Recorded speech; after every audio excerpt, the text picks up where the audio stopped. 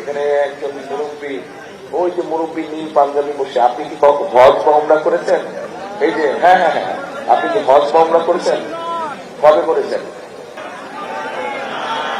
আসেন উপরে, আসেন উপরে, আসেন উপরে আসেন।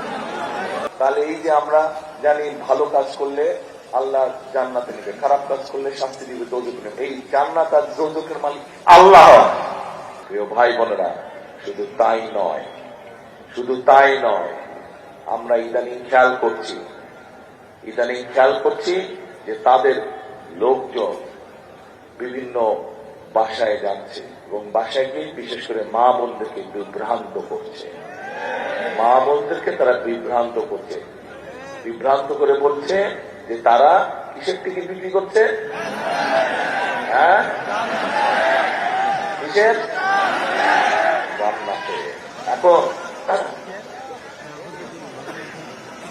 এখানে একজন মুরব্বী, ওই যে মুরব্বী নীল পাঞ্জাবি বসে, আপনি কি হজ বা উমরা করেছেন? এই যে হ্যাঁ হ্যাঁ হ্যাঁ, আপনি কি হজ বা উমরা করেছেন? কবে করেছেন? 15 সালে, 16 সালে, পরপর 2 বছর। আরে ভাগ্যবান মানুষ আপনি। আসেন তো একটু, আপনি আমার সামনে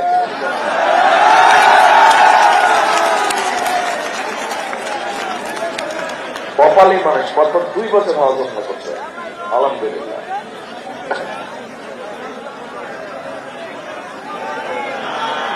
আসেন উপরে, আসেন উপরে, আসেন উপরে, আসেন।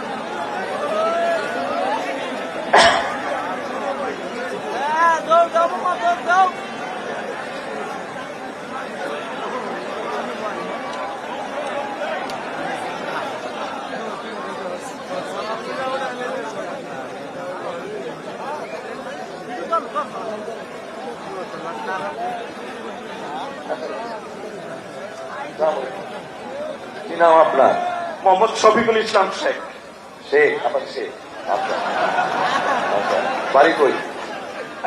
বাসায় এই মহল্লায়। এই মহল্লায়? কি বলছে এই মহল্লায় বাড়ি? চেনেন আপনারা?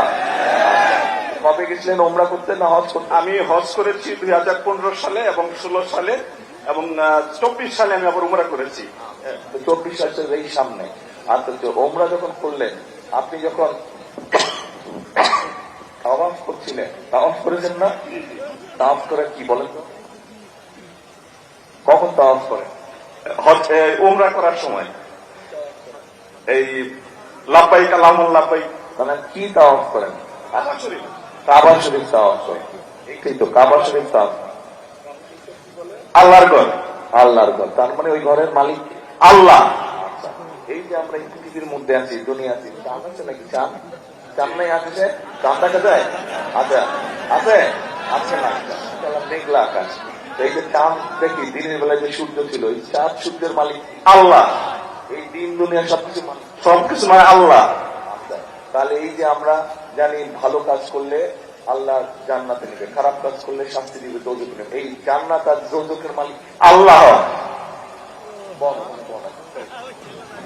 এখন আপনাদের কাছে আমার জিজ্ঞাসা, এই জিনিসের মালিক স্বয়ং আল্লাহ রাব্বুল আলামিন, সেইটা কি মানুষের দেবার ক্ষমতা আছে?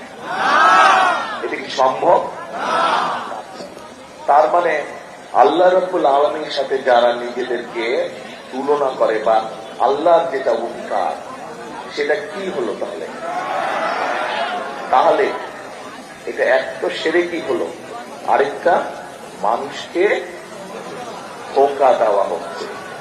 যারা ভোটের আগে এরকম ধোঁকা দিতে পারে, তারা ভোটের পরে কি করবে এবার বোঝেন আপনারা। তাহলে এইবার বোঝা গেল শুধু যে ভোট নিয়ে তারা ষড়যন্ত্র করছে তা না।